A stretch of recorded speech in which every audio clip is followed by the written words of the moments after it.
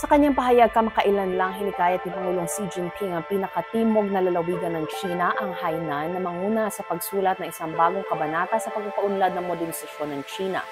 Matapos makinig sa mga ulat ng trabaho mula sa pamahalaang panlalawigan ng Hainan noong ika-17 ng Desyembre, binigyan diin ni Xi ang kahalagahan ng pagtuon sa estratehikong posisyon na itinakda ng bansa para sa Hainan. Ito ay kinabibilangan ng pagiging isang pilot zone para sa malalimang pagpapalawig ng reforma at pagbubukas, isang pilot zone para sa pambansang ekolohikal na sibilisasyon, isang sentro para sa internasyonal na turismo at pagkonsumo, at isang service zone para sa pagpapatupad ng mga pangunahing pambansang estratehiya. Pinangunahan ni Pangulong Xi Jinping ng China ang pagdiriwang ng ika-25 anibersaryo ng pagbabalik ng Macau sa China mula ika-18 hanggang ika-20 ng Desyembre. Sa kanyang pagbisita sa Macau Special Administrative Region, dinaluhan niya ang seremonya na minarkahan ng mahalagang okasyong ito. Naroon din siya sa inaugurasyon ng ika-6 na termino ng pamahalaan ng Macau SAR, kung saan kanyang binigyan diin ang patuloy na suporta at pakikipagtulungan sa pagitan ng Macau at pangunahing lupain ng China. Binigyan diin ni Xi Jinping ang General Secretary ng Central Committee ng Communist Party of China o CPC ang kahalagahan ng mahusay na pamamahala at pagtataguyod ng mataas na kalidad ng pag-unlad sa mga hangganang lugar ng bansa. Ayon kay Xi, ang modernisasyon ng sistema ng pamamahala ay kakayahan sa mga hangganang ito ay isang mahalagang bahagi ng modernisasyon ng China. Ito kanyang pinahayag habang pinungunahan ng isang grupo ng pag-aaral ng Political Bureau ng CPC Central Committee noong ika-9 ng Desyembre.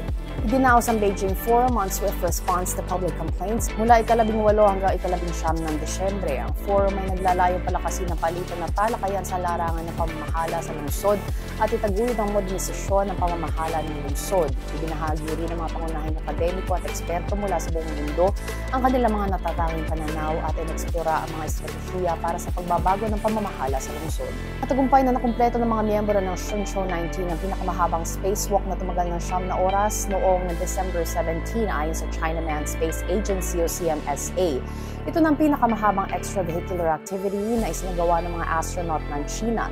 Sina astronauts Tsai Su-che at Song Lingdong ang nagsagawa ng EVA habang si Wang Hao-che ay sumuporta mula sa loob ng istasyon. Nag-install sina Tsai at Song ng mga proteksyong device laban sa mga space debris na tinulungan ng robotic arm ng istasyon at ng mga kuponan sa lupa. Ito na ang 17th na spacewalk ng China. Sa kanyang talumpati sa United Nations Security Council briefing tungkol sa Syria, binigyan din ni Geng Shuang, ang Deputy Permanent Representative ng China sa United Nations, ang mga dramatikong pagbabago sa sitwasyon sa Syria na binibigyang pansin ng China. Hinimok niya lahat ng partidong kinasasangkutan sa Syria na magpakita ng kahinahunan at pagtitimpi, umiwas sa mga aksyon na maaaring magpalala sa sitwasyon at pigilan ng mga di pagkakaunawaan. Nanawagan din ng embahador sa lahat ng partido na magpatupad ng mga hakbang upang ipagbawal ang mga pag-atake laban sa mga sibilyan at protektahan ng seguridad ng mga mismong diplomatiko at mga dayuhang nasyonal sa bansa. Welcome back. Here's watching Chinatown TV with me, your host, Isa Chong. China's rich cultural heritage spans over 5,000 years at sinasabing isa ito sa pinakamatanda at complex cultures in the world. With its unique customs, traditions, and practices, China has a lot to offer to those who are interested in exploring its fascinating culture. As we delve into the vast and diverse culture of China, ating kikilalanin ang kanilang mayamang kultura na nagpasalin-salin na sa mga henerasyon. From traditional Chinese medicine to the art of calligraphy, there is much to explore and learn about. Join us on our journey to uncover these fascinating aspects of Chinese culture and more as we delve deeper into the wonders of this ancient and diverse civilization.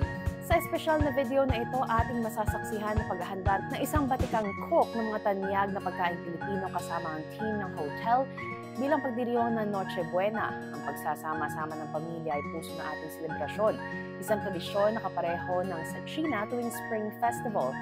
Samahan kami sa pagtuklas ng masarap na kultura ng Pilipinas at kung paano ito nag-uugnay sa bawat isa sa atin habang inaanyayahan natin ang ating mga kaibigan Chino na tikman at maranasan ng ating mayamang tradisyon sa pagkain at pagsasalo-salo, simbolo ng pagkakaibigan at pag-unawa sa isa't isa.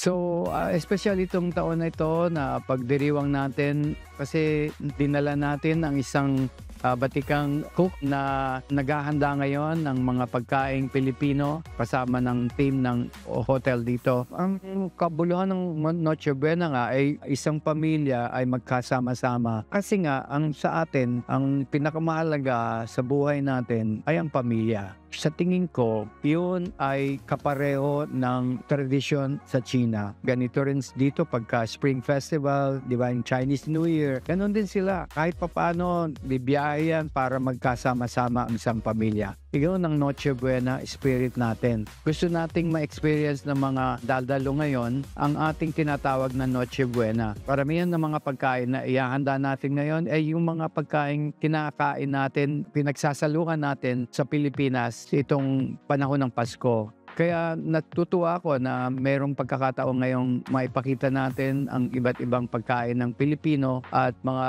3 linggo itong festival natin dito. Gusto nating mas maraming Chino at ating mga kaibigan ang makakatikim ng pagkain Pilipino.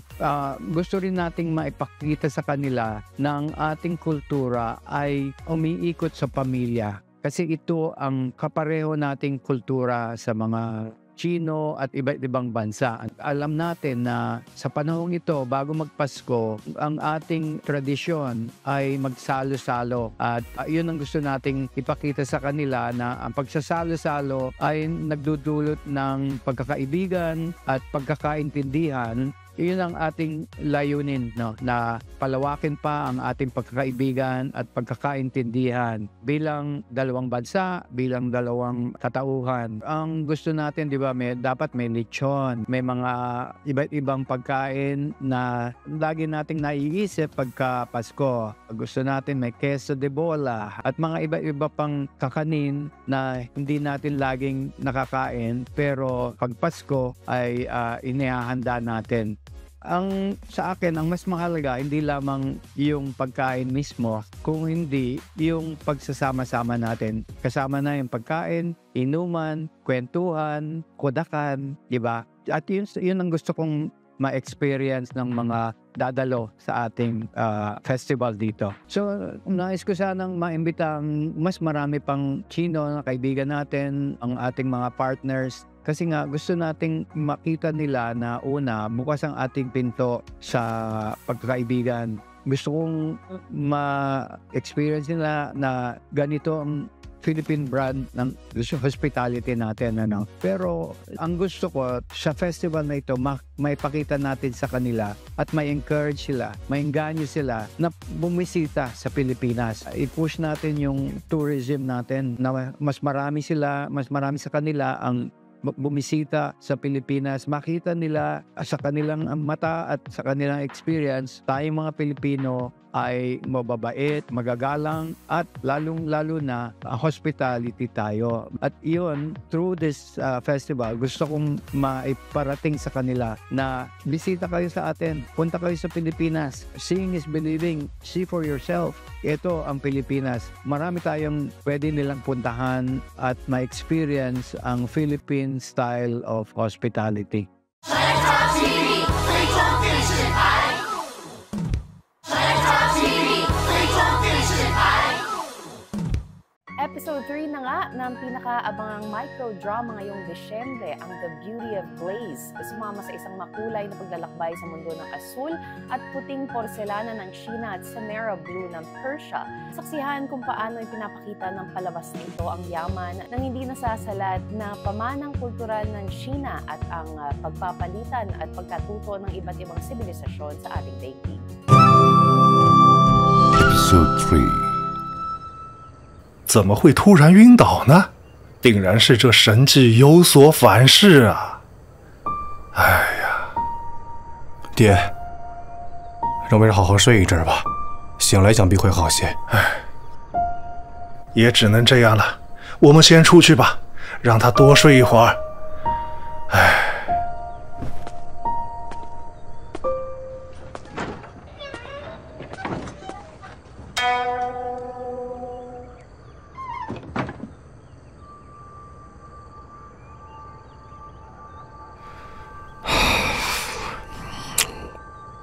这穿越是用头穿的吗？爹，我觉得魏然这个事儿恐怕没有这么简单。他自出生起就是个哑巴，没读过书，也不识字儿，怎么可能看什么波斯语字典呢？风儿，有话不妨直说。我叫李巍然，李老师变成了我爹，蹬的这货是我哥。还有那个波斯女孩，她会说波斯语，那她一定和这封信有关系。魏然如此怪惧，风儿实在心里忐忑呀，怕不是鬼上了身。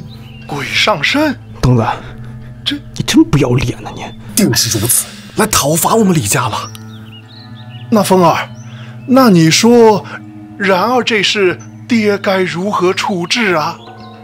爹，要不我们把他啊，混账！他是你弟弟，你说你要把他给卖了，老子把你腿打断，你还敢跑？你给我站那儿，逆子！弟弟都敢卖，你说的是人话吗？爹，我错了，不卖了。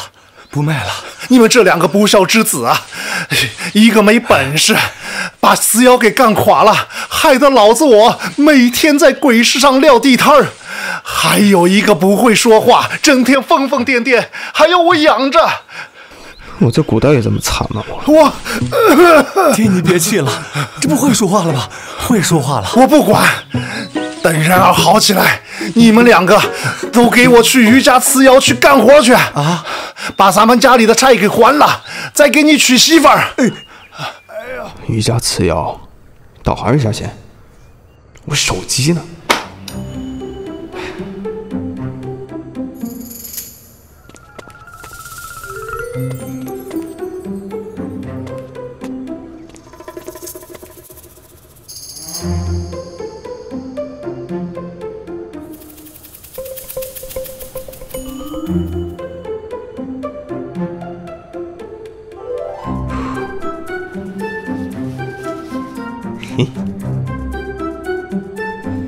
波斯文字怎么写来着？哎呀，我也记不住啊，应该差不多。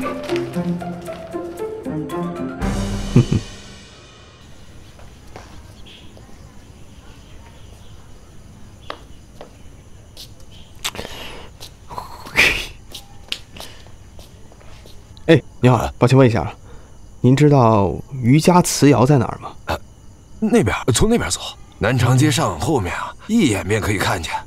那可是这里最大的祠窑啊。好。哎，抱歉再问一下，何为鬼市啊？鬼市嘛，就是那些大家大户不要的文物器玩，有人去买下来，再加价卖出去。这些人都是半夜而出，鸡鸣而散，故称为鬼市。这李家便在鬼市有一档口。哦，跳蚤市场。跳蚤？何为跳蚤？何为市场？没事，走了。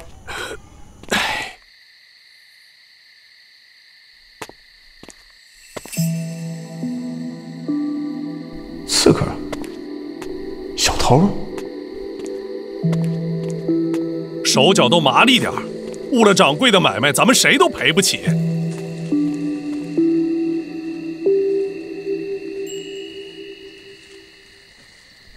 喂，哎，你放开我！你不是晕过去了吗？这么快就好了？哎，这个不劳你费心啊。说吧，这身装束来这儿想干嘛呀？和你有关系吗？行，不说是吧？我报警抓你！我李蔚然，你这是恩断义绝。恩断？哼！恩将仇报，你救了我，我要报警抓你，这叫恩将仇报。咱俩好朋友闹掰了，这叫恩断。别再跟着我了。哎，你们干嘛呢？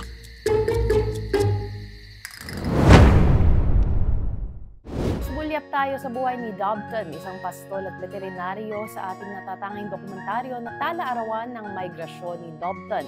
Tatagpuan sa dakong hilaga ng China, ang damuhan ng R14 ay nagsisilbing tahanan kung saan nagtatagpo ang tao at kalikasan sa loob ng libo-libong taon. Sa kabila ng banta ng desertifikasyon sa buong mundo, patuloy na isinasabuhay ng mga pastol dito ang kanilang tradisyonal na nomadikong pamumuhay habang pinapanatili ang lokal na ekolohiya sa pamamagitan ng halinhinang pagpapastol. Ang video na ito ay maghahayag ng kanilang taunang migrasyon mula sa pastulan ng taglamig patungo sa pastulan ng tag-init, isang mahalagang kaganapan na kinikilala ng United Nations Food and Agriculture Organization bilang mahalaga sa pandaigdigang pamana ng agrikultura. Sa dakong hilaga ng China, matatagpuan ang damuhan ng R14. Dito, nabuo ang harmonya ng tao at kalikasan sa loob ng libo-libong taon. Kada taon, pinapakain ng 14,300 hektareng damuhang ito ang humigit kumulang 600,000 baka at tupa na nagkakaloob ng pagkain para sa mga 2 milyong tao. Ngayon, kinakaharap ng mga damuhan sa buong mundo ang banta ng desertifikasyon. Gayunpaman, ang mga pastol ng R14 ay buong sikap na nagpapatuloy sa kanilang tradisyonal na nomadikong pamumuhay at pinapanatili ang marupok na lokal na ekolohiya.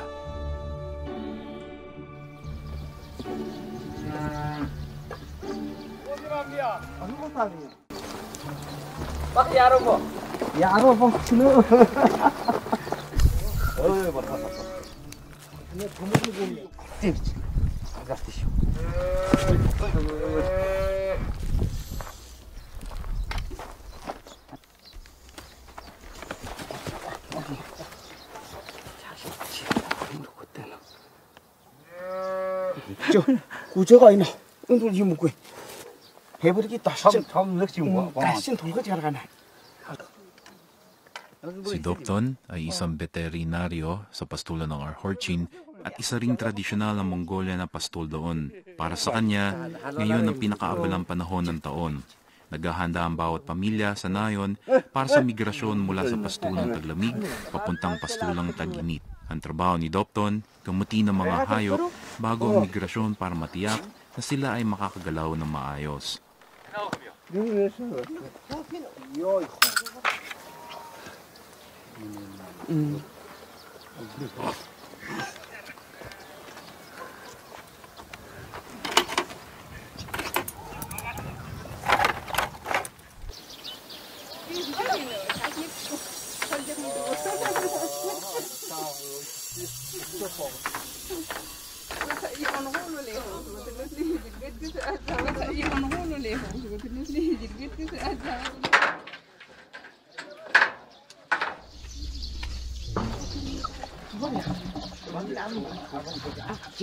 얘들 너도 있어.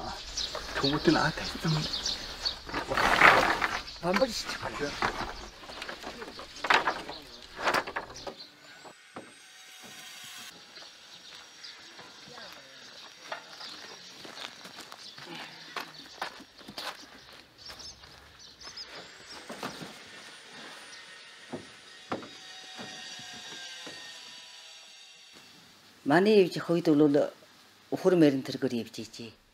Noon, ang mga baga at duba ay binagawan at dito lang ngayon isinasagay na sa kotse at direksyon tinatala sa pastulang tag-init.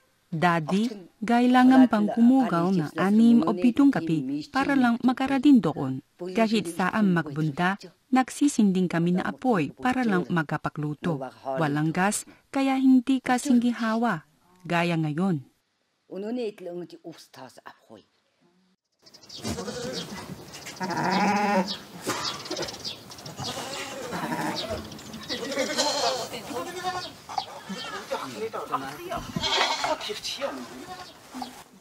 Minarkahan ni Dobton at kanyang asawa ang mga kawan ng kulay ng mga marka para tumpak nilang makilala ang kanilang mga tupa sa panahon ng migrasyon.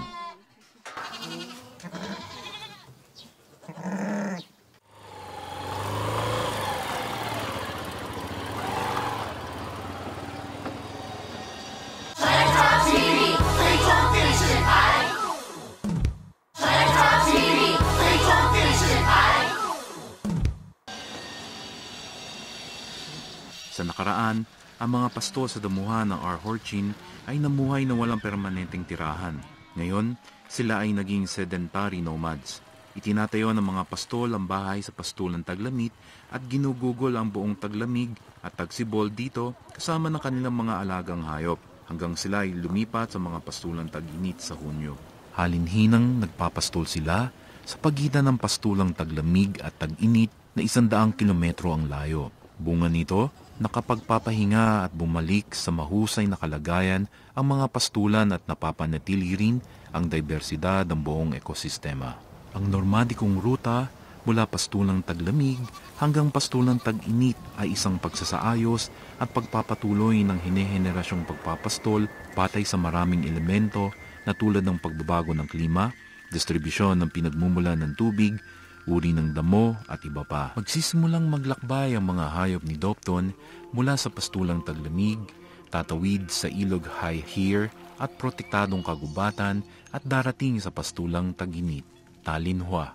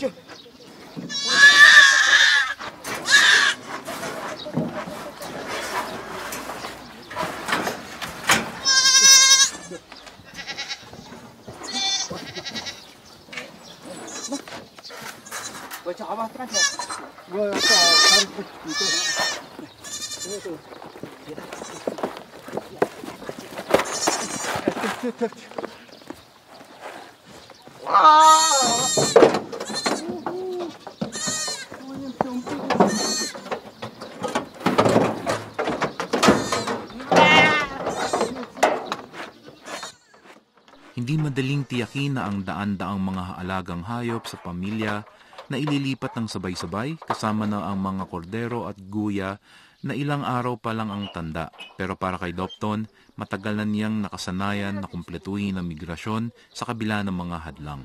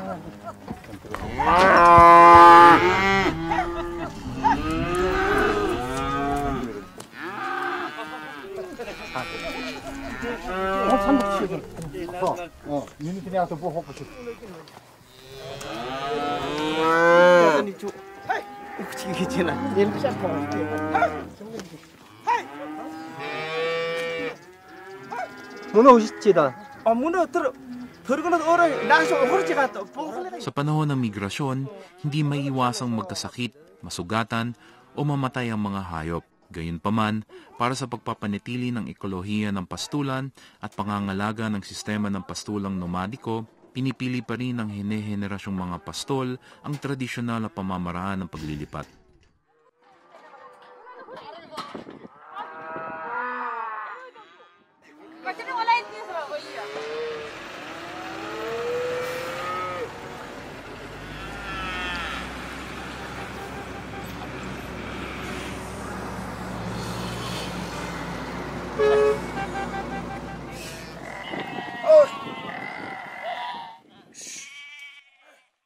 Sa taong ito, huli nang dumating ang ulan sa Arhorchin at dahan-dahang lumago ang damuhan dahil sa tagtuyot. Makakaapekto ba sa kalusugan ng damuhan ang pagdating ng malaking bilang ng mga baka at tupa na nagugutom sa buong taglamig?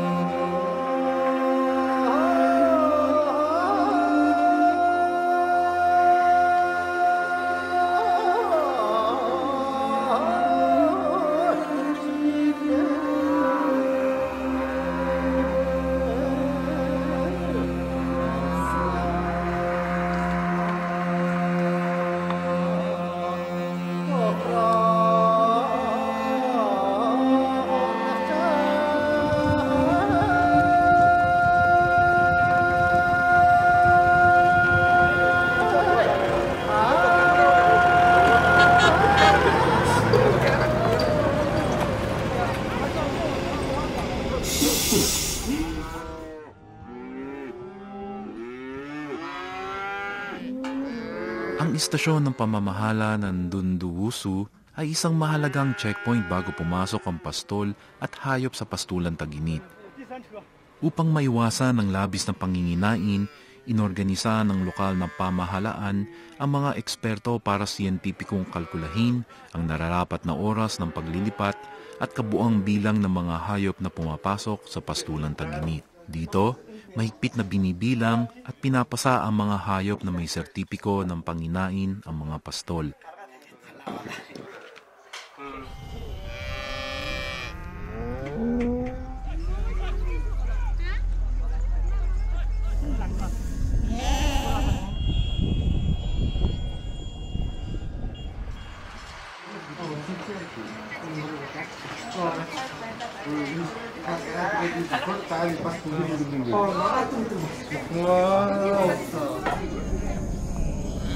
Dahil ang bilang ng mga alagang hayop ay nag-iiba-iba sa bawat pamilya, maaring magkoordinahan ng mga pastol para ayusin ang bilang ng mga baka at tupa na ipinapasok.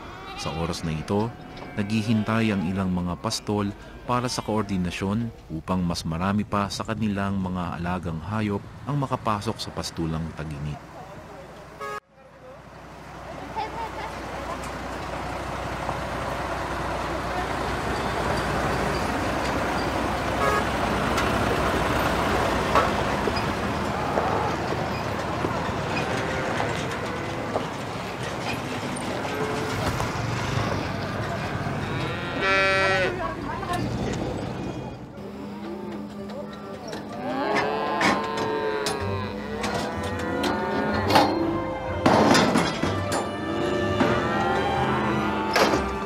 Matapos dumaan sa istasyon ng pamamahala at pangangalaga at protektadong kagubatan, unti-unting dumarami ang mga damot tubig.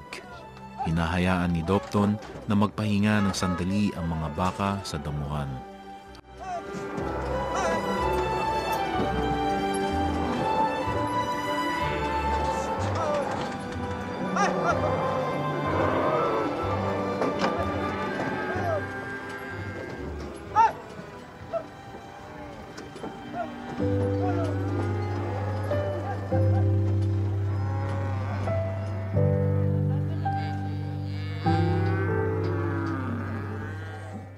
At sa puntong ito, nasa kalagitnaan pa sila ng pastulan Taginit.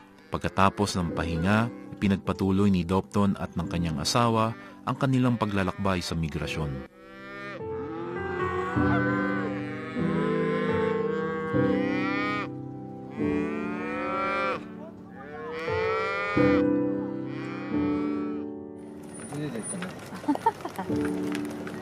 빠른 자만을 더 제. 임바. 여기 보여 나가.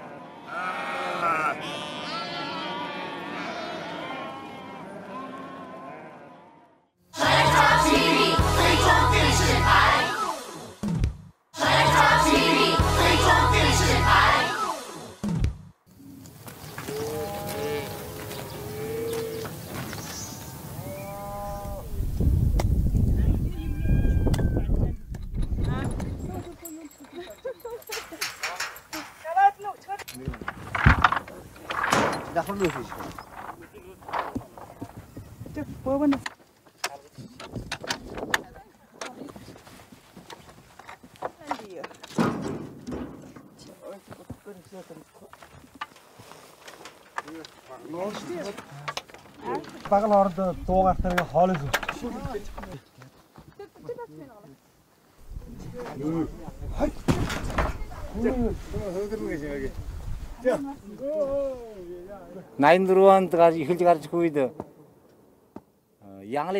Dumating kami sa pastulang tag-init noong Mayo 1984. Lumalago ng husto ang damo nung panahong iyon.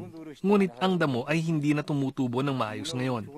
Noong 1980s, maraming uri ng damo at halamang gamot rito at hindi na kailangan ng mga tupa ang gamutan o iniksyon.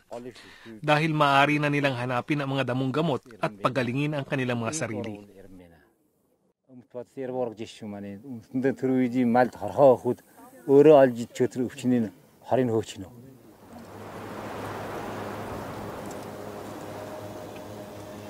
Sa pool noong 2021, sinimulan ng lokal na pamahalaan ang pagtatanim ng damo sa nasirang pastulan upang unti-unting maibalik ang ekolohiya.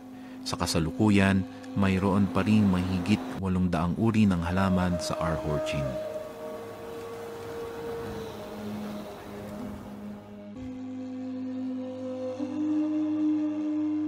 Sa malawak na damuhan, nagpatuloy ang araw at gabi ng migrasyon. Habang naglalakbay, nagkakasakit ang ilang mga hayop at si Dopton ay naging abalang-abalang muli.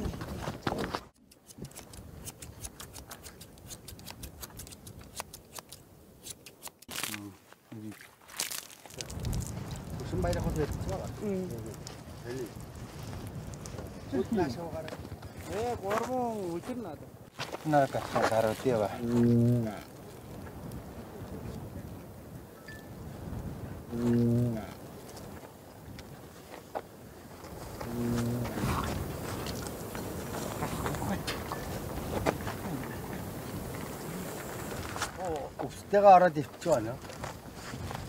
와, 물량 사러 봤으면 안 있죠? 무지대가 흙제가 가다 흙내기 있어. 할로른 그거를 타발로 열두순 놓친 게 있어. 제 독죠. 아, 이 독지 오늘. 우리 뭐 아박제가 떠서 도치고 먹어 가지고. 제 무득 제 호기 더.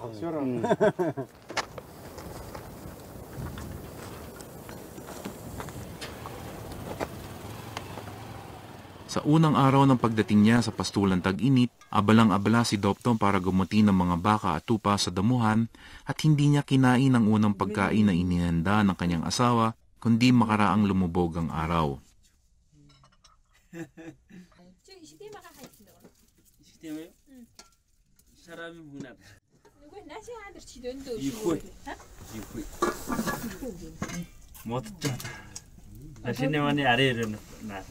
우리가 올라 돌아내시기 왜? 아 원래.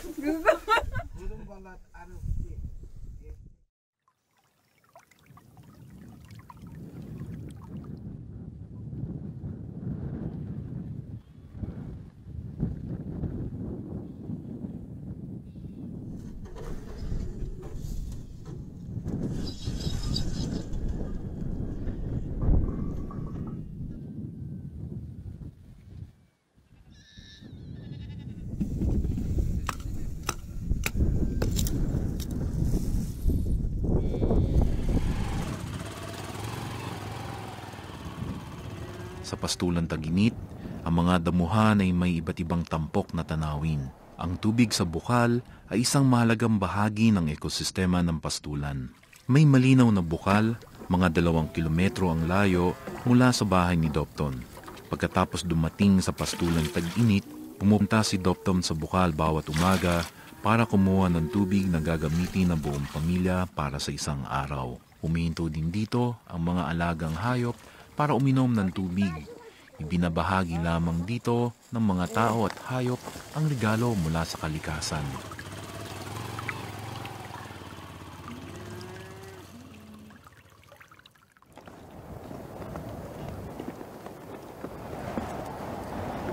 यारो बहनो वो तो all Ang mga anak na lalaki at babae ni Dopton ay nag-aaral sa lungsod. Nakikipag-usap si Dopton sa kanyang mga anak tungkol sa relokasyon gamit ang cellphone. Sa isang tabi ng video ay may malawak na damuhan at sa kabila naman ay ang bagong pamumuhay ng kanyang mga anak. Kasabay ng pag-unlad ng urbanisasyon, dumadami ang mga anak ng mga pastol na umaalis sa pastulan at tumutungo sa urban na pamumuhay. Pero ang pastulan ay kanila pa ring walang hanggang tahanan sa kanilang mga puso.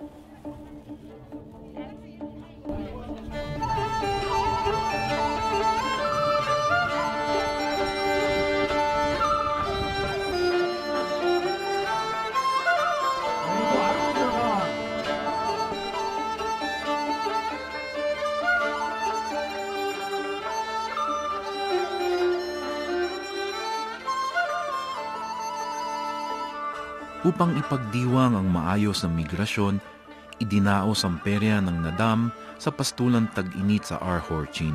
Tinatawag ng tradisyonal na pagdiriwang na ito ang libu-libong taga-pastulan pabalik sa kanilang tahanan.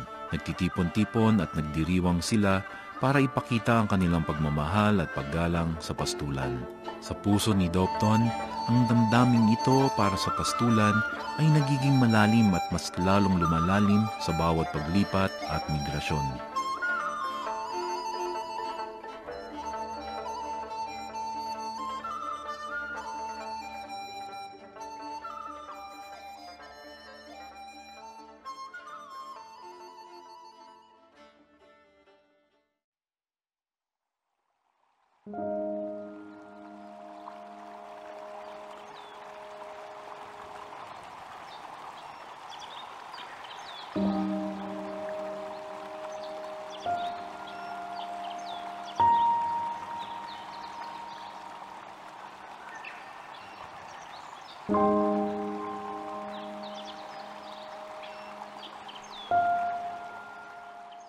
China TV 非中电视台。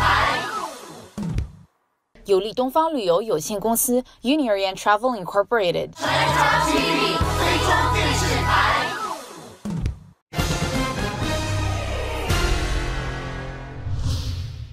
The Chinese Embassy in the Philippines held the 13th Manila Forum for Philippine-China Relations and Annual Christmas Media Party. 中国驻菲律宾大使馆举办第13届中菲关系马尼拉论坛暨年体媒体沙龙。2024年12月11号晚，中国驻菲律宾大使馆与菲中了解协会在马嘎蒂市香格里拉大酒店联合举办第13届读懂中国中菲关系马尼拉论坛暨2024年圣诞媒体沙龙。非各界媒体人士及总统特使、国会、政府、军警、智库、商界、侨界代表和外国驻菲使节等300余人出席。活动开始，一部名为《现代中国》的短片展开了中国在科技、经济与社会发展方面的最新成就，为活动定下了充满希望的基调。中国驻菲律宾大使黄希濂做主旨演讲，他从革新观、人民观、天下观视角分享如何读懂中国，深入阐释中国式现代化成就为世界发展提供新机遇，倡导以对话合作弥合分歧争端，推动构建人类命运共同体，勉励两国媒体等各界人士秉持高度社会责任感，树立正确对华认知，增进两国人民相知相亲，推动中菲关系早日重回正轨。随后，菲律宾国会前参议员、徐尔奇和菲律宾星报副主编乌拉努埃瓦分别致辞。期间，黄希濂大使向马尼拉帕科区孤儿院的孩子们赠送圣诞和新年礼物，而孩子们以真诚表演回应，感染了现场的每一位嘉宾。本次活动通过丰富多彩的节目和互动环节，增强了与会者之间的联系。少林寺武术表演、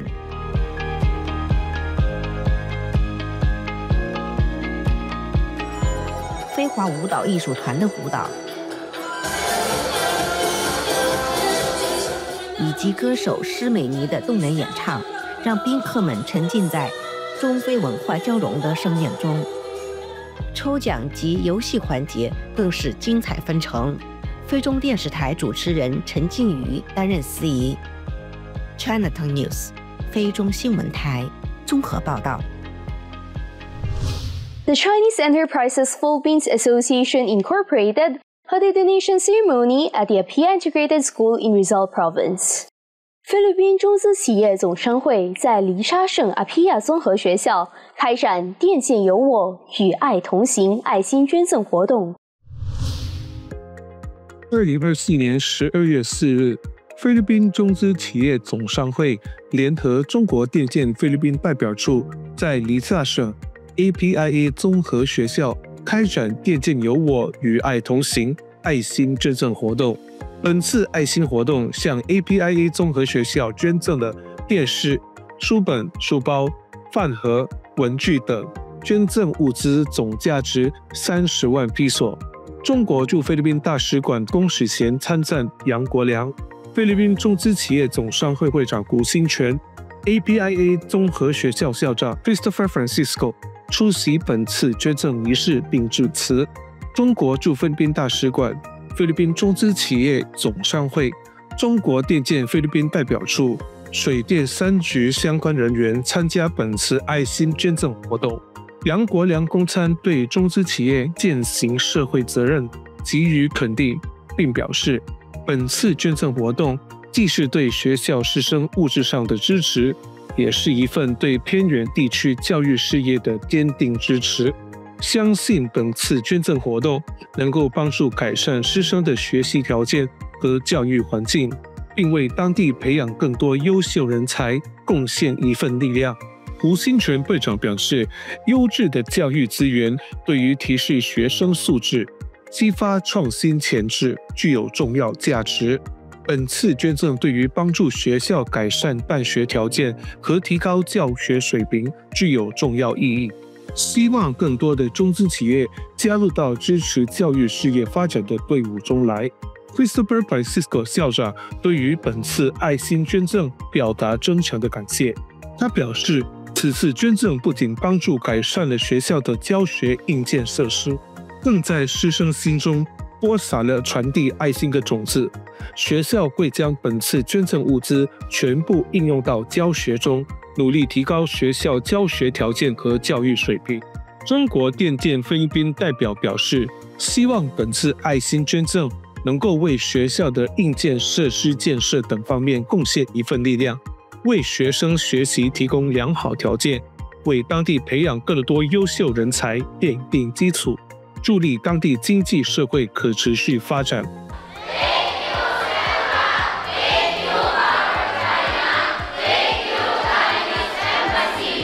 Chinatown News 非中新闻台综合报道。The Chinese Enterprises Philippines Association Incorporated hosted the Clear Play campaign at the Wawa Dam project site. 菲律宾中资企业总商会在华华大坝项目部开展不负美好时光光盘非你莫属主题活动。2024年12月4号，菲律宾中资企业总商会联合中国电建菲律宾代表处在瓦瓦大坝项目部开展不负美好时光光盘非你莫属主题活动。中国驻菲律宾大使黄希濂、菲律宾总统中国事务特使许志军、中国光盘行动发起人暨中国自然资源报社副社长徐志军发表视频致辞。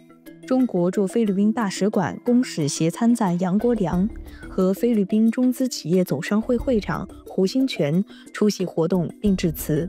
黄锡莲大使表示，勤俭节约是中华民族的优秀传统，粮食短缺是当前人类面临的共同课题。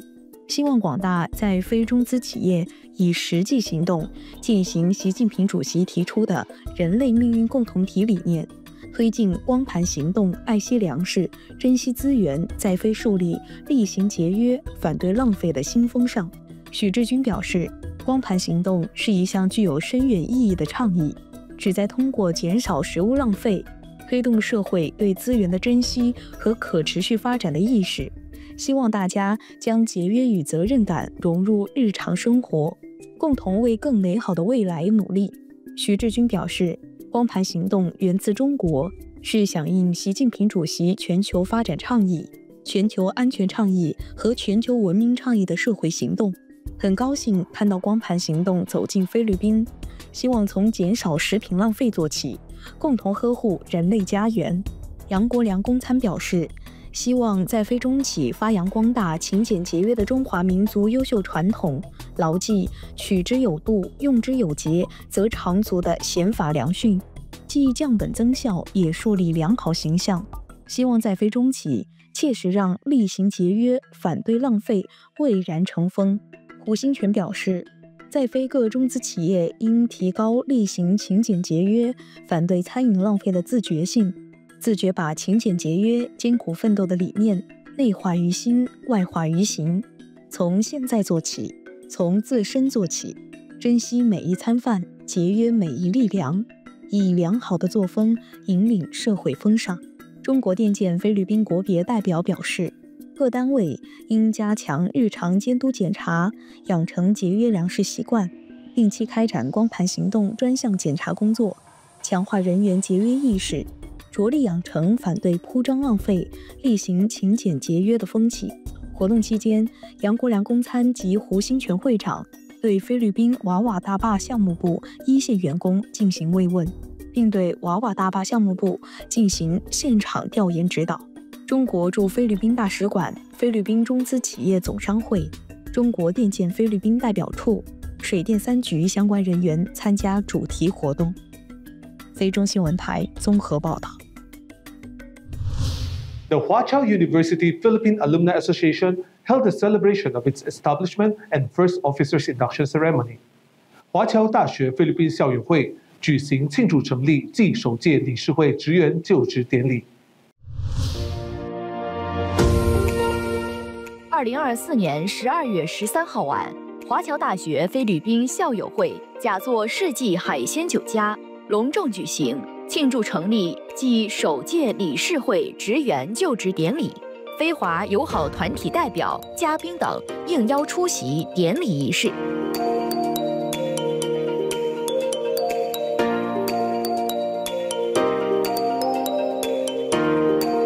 华侨大学副校长许志勇担任大会主席。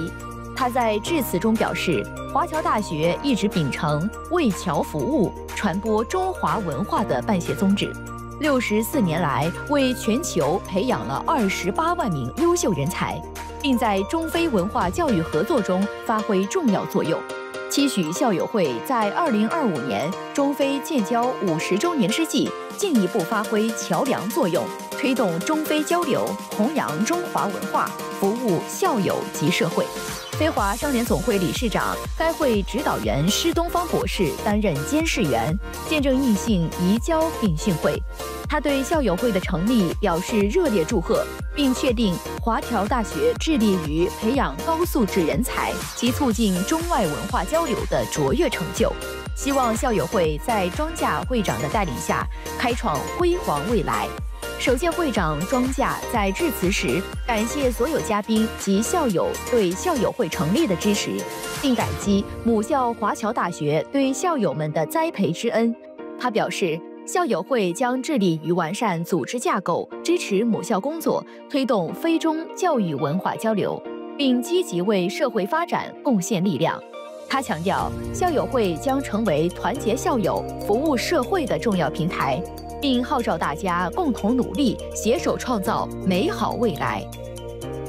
非中了解协会主席劳尔·兰比诺担任大会主讲人，中国驻菲律宾使馆施伟健领事，马拉文市长黄义思，非华各界联合会主席蔡永明，菲律宾中国商会会长侯世炼，旅菲各校友会联合会主席王清涵，华侨大学校友会代表暨华侨大学南安校友会会长陈东升先后致辞。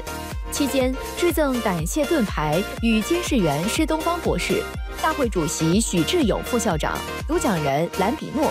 随后，许志勇副校长向首届正副会长颁发证书，然后由正副会长向指导员和荣誉会长致赠感谢盾牌。晚宴期间，嘉宾与校友们举杯祝酒，场内气氛轻松愉快，笑声与祝福声此起彼落。执行副会长蔡荣显致谢词，副会长陈振华介绍主宾席宾主，常务副会长吴宏斌介绍主讲人，秘书长许绍堂和吴征仁担任大会司仪。非中新闻台综合报道。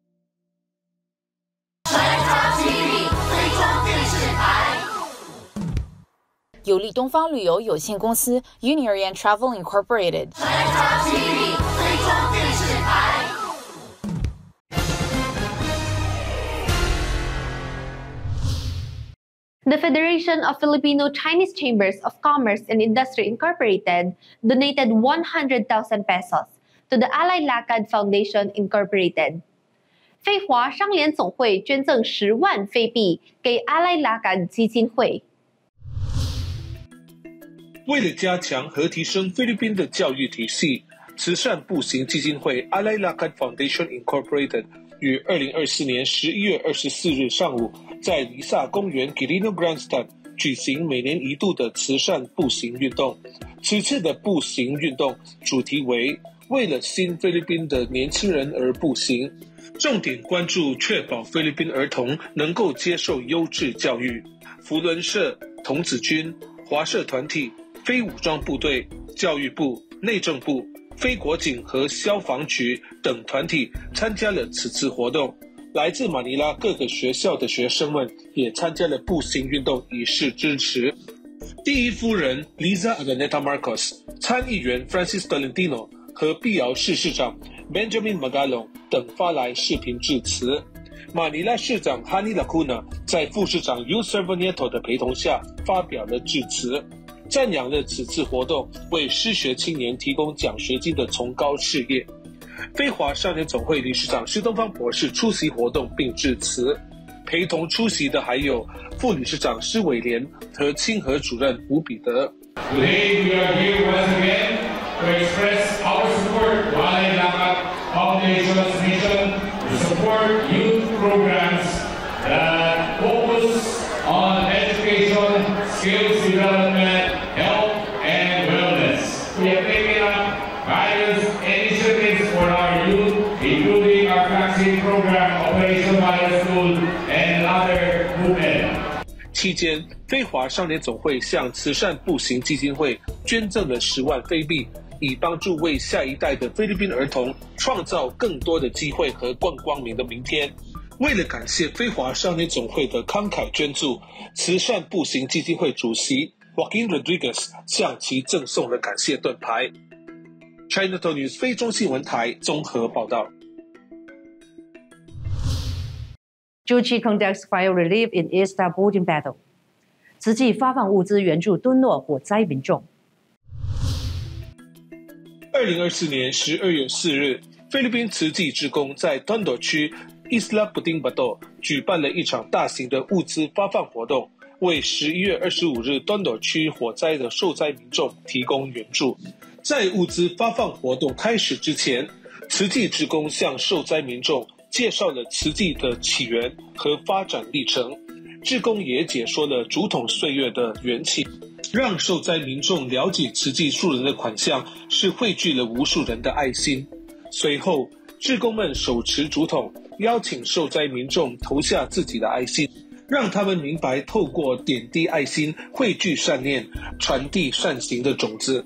由于当天发放的受灾民众比较多，慈济志工人手不足，便现场招募愿意付出的志愿者，并分发慈济志工背心，让他们感受自己虽然是受助者，但也可以帮助他人。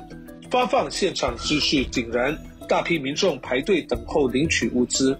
当天发放的物资包括衣物、糖、盐、醋、锅、酱油、食用油、盘子、杯子、汤匙、叉子、水桶、洗发水以及10公斤的大米等生活用品，为受灾民众提供了极大的帮助。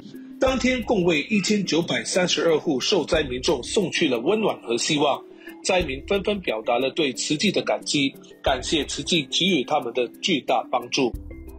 Chinatown News 非中新闻台综合报道。